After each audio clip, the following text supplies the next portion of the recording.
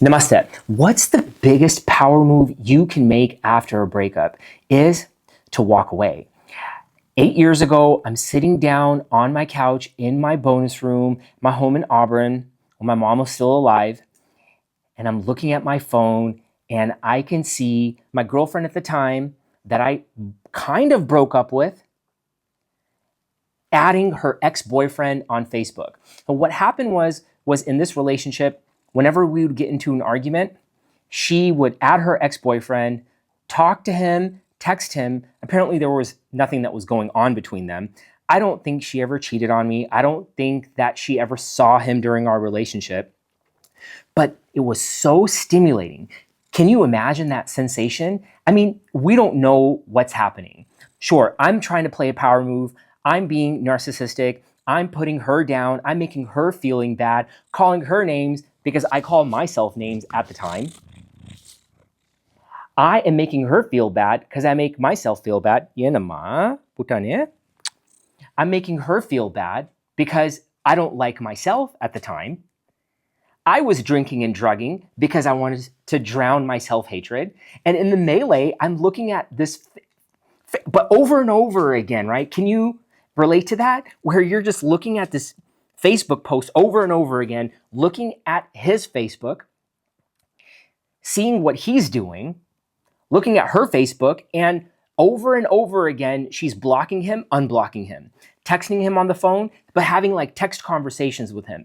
Apparently, it was just hatred. But you can see where I'm coming from here.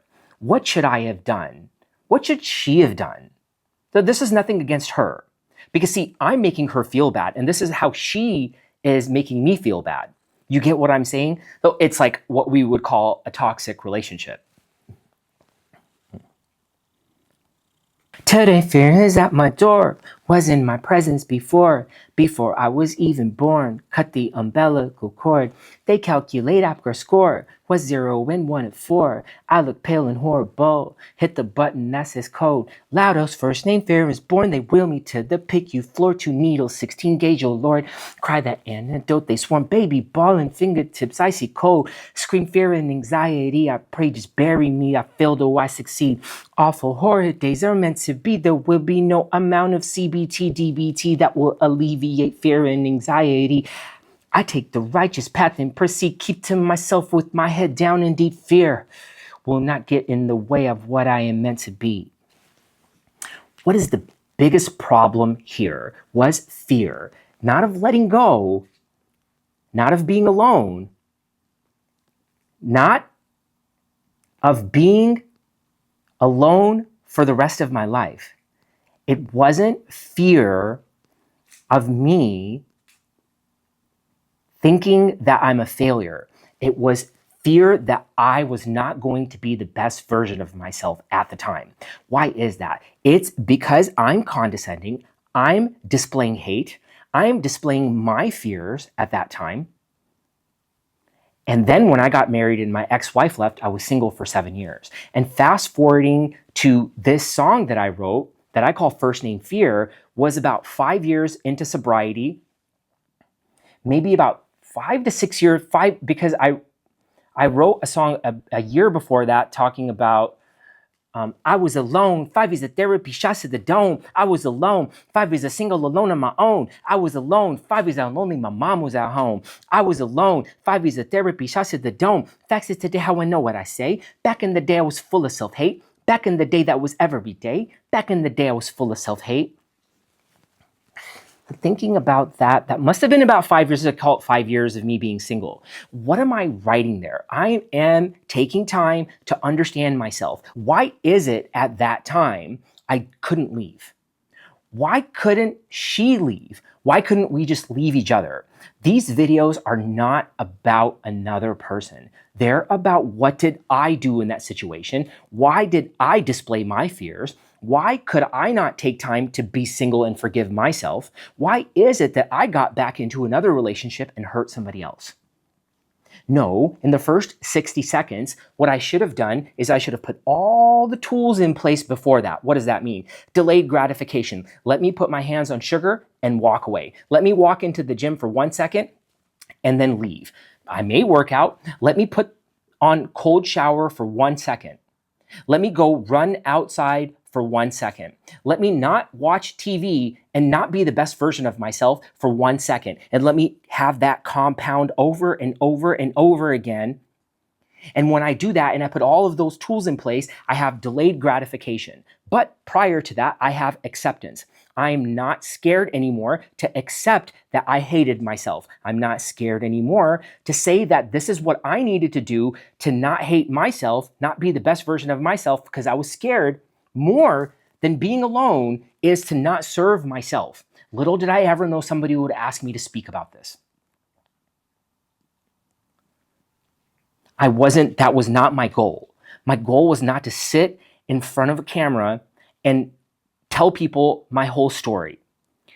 But when I just got ghosted recently, I realized all of those years that I was alone, all of those years that I was single on purpose, because I didn't want to hate myself, all of a sudden I realized that this is the calling that God has placed on me. All of those years that I was single, I was alone, living alone by myself with nobody to talk to, nobody to hold, because I knew that there was something else, right?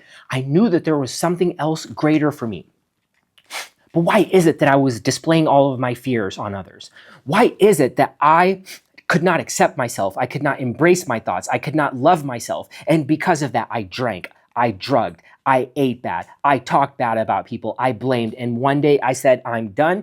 And then I just started writing rap songs, and I started writing. And that's where I developed this concept, Mind Hygiene, so I could be with myself, because I knew that there was something greater. Although people didn't believe in me, my dad would always say in Canada, "Nin yeno, nin yavo no la, nin yeno, nin haladon manisha nino."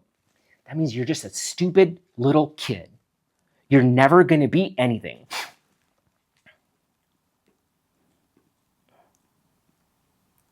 And you know what? That just lit a fire, right? But then you didn't hear it one time. You heard it all the time, though. And it just got so numb, and I just numbed it so much that I just needed to prove myself, that I was searching for external validation, and I thought I was a failure. Most of them are like, imagine that. I'm a board-certified doctor. I'm a board-certified doctor. I affectionately go by Dhruva MD, because at the time when I was creating content several years ago, I didn't even want to talk about it. I didn't want to talk about like saying my name is Dhruva, my name is Dhruva, and here you go, right here, world, look what I did. I'm living alone. I think something is happening. So several years ago when I had first gotten sober, but I couldn't start talking about this until I was ready. I mean, I've been sober since July 31st of 2018. However, I just started talking about me living alone after this breakup, because finally I'm sticking to my core values. Finally, I'm saying no. I'm going to text back. I might text back. I might feel bad. I might lie down for a few hours, but I'm not going to drink. I'm not going to eat sugar. I'm not going to not work out. I'm going to feel bad. I'm going to write about it. But why did this happen when I didn't do anything? This time I didn't do anything, right? But there's no relationship definition. Okay, fine. I'll agree with that. I'll agree that we didn't define a relationship. But still, I finally developed myself into a good person, right? I believe that about myself. I believe that I'm a good person now. So why did this happen? So I'm sitting back and I'm just writing and writing. I'm like, but why did it happen though? Not what happened. Not what does she do? Why did this happen? All right, God, here's what I'm going to do, okay? And this is way before I even thought about creating the single content, that I'm alone, that this is what I did to be alone, okay? So what I did was I was like, why did this happen? Let me write it down. What did I do? Okay, fine, I'm too intense. Who wants to hear about personal development all the time, right? Who wants to hear about, oh, hey, look, this is what you need to do to love yourself. If I do something bad, why don't you talk to me about it? I mean, shoot, I pay coaches, I pay therapists, right? Just, it's okay. You can give me some advice. It's just cool. We could talk about it. I mean, nothing had happened. I was just kind of setting up, just kind of preparation just in case. Would you rather come to an annual physical? Would you rather come to an annual physical once a year, or just destroy your mind and body and have a heart attack when you're 55, right? What would you rather do? So that's why I just have these little mini physicals. I'm like, hey, look, you know what? Is anything going on between us? Is everything okay? Do we need to talk about something? Did I do something even before anything happened? Because that's what it takes for my mind to work. So what I realized during this time, and this time I got ghosted, was that it happened because God has put me in this position for a reason. It's for me to inspire others, saying that you can do it alone. You can love yourself alone. If you write it out, it could take 5 to 7 years. It could take a long time. Here's a process that could work for you, but I'm not giving anybody advice. Okay, this is not what this is about. I'm not talking bad about anybody. I'm just keeping myself stable. I'm the real person when nobody's watching me. And if I can do this and hold myself accountable, then maybe I can inspire others, and this is my new drug. It's just inspiration and helping others understand that here's this dude that was overweight, he hated himself, he was drinking, he was drugging. My mom was institutionalized for 27 years with schizophrenia. I only knew her for the last 7 years of her life. My brother died from a heart attack, found dead 17 days from meth and alcohol use. I barely have any friends. I have like 2 people, 3 people that I talk to that I trust regularly, but I have no family. If I can do it, you can too. And here's the techniques that I used to get here. ACE is your life with mind hygiene. A is accept your awareness right after a breakup. C is communicate your compassion. You're taking an action step to right. E is embrace your empathy. Understand that you're doing it alone. You can't talk to anybody. You can't blame anybody.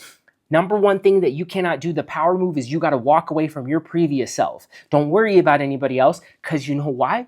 Because nobody really cares. And they only care about themselves, and that's fair. There's nothing wrong with that. I care about myself. I got to. People might call that selfishness. They could call it self-love, right? And S is to soften the process. Don't make it seem like it's difficult. Don't make it seem like it's hard. It's too difficult. It's stressful. I can't, I won't, I don't are all self-limiting beliefs. And that's where you aces your life with mind hygiene. Here is some medical evidence that you can use. And here's some medical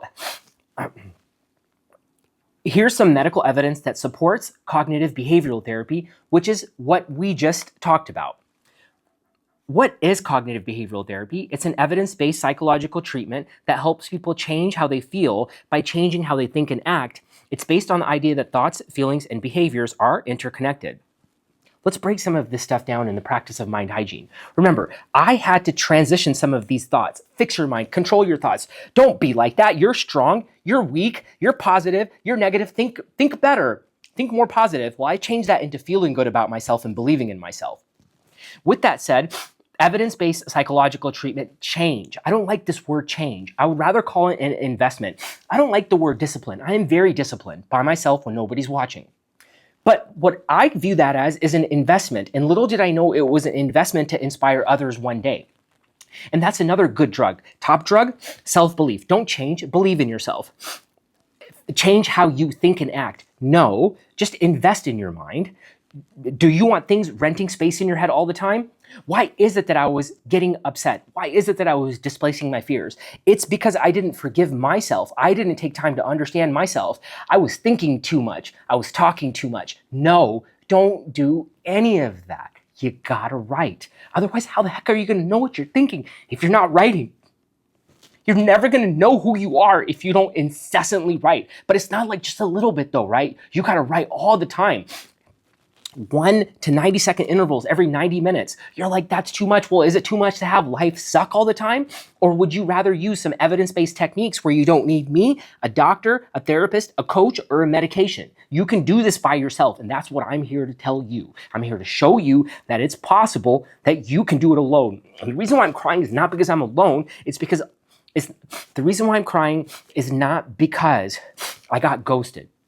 It's because all of those years are coming to me now.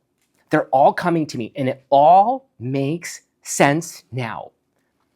I mean, I was just sitting there all those weekends, right? Just eating sugar by myself, calling DoorDash, calling Uber Eats, maybe calling these people that I thought were my friends, having people hanging out with me. Why don't you want to hang out? You don't want me to empower you? I do have some knowledge. I have something to give to you. Why didn't you invite me? Why didn't you call me on my birthday? What's wrong with me? Let me just stay at home then. It's easier. But I still didn't rest at home. I was still writing. When it comes to cognitive behavioral therapy, mind hygiene heavily draws from it. And when you label distorted thinking, I'm unlovable, I'm hurting, not broken, when you leave this person and make that power move in the first 60 seconds, you have to have done power moves for several years. We're talking about delayed gratification of all kinds, several years. Going to the gym, working out, eating by yourself, not eating bad by yourself, not binge watching TV. You have to be doing all of these delayed gratifications, these what people call discipline, habits. You got to be stacking these things up on a regular basis. So when somebody does a disservice to you, you don't do a disservice to somebody else by getting with them when you still have hatred towards somebody else. However, that hatred doesn't have anything to do with anybody else, because how about this? If everybody loved themselves, why wouldn't they love everybody else? I need to know this, okay? If nobody had anything bad to say about anybody, why would they be mean? The reason why people are mean is because they're mean to themselves. And that's it. Bottom line, people can contest that. They can say it's their fault, but they haven't taken enough time to be single and not be on Match, Hinge, Bumble, whatever the heck you want.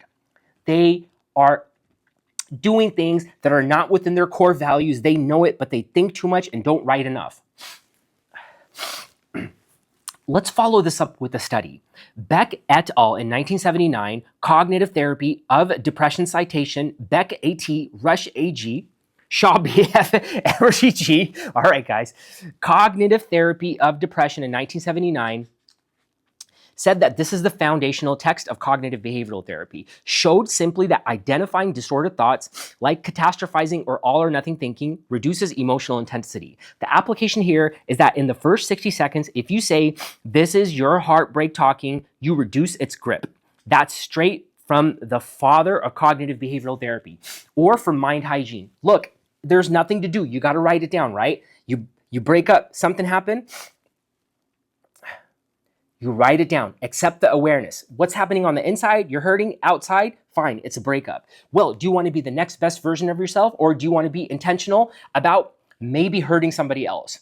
That's okay. See, that's the thing. That's the thing. That's okay to say that, because I was like that for several years. I would say, look, if I go out on another date, that means I wasn't on Hinge, Bumble, Match.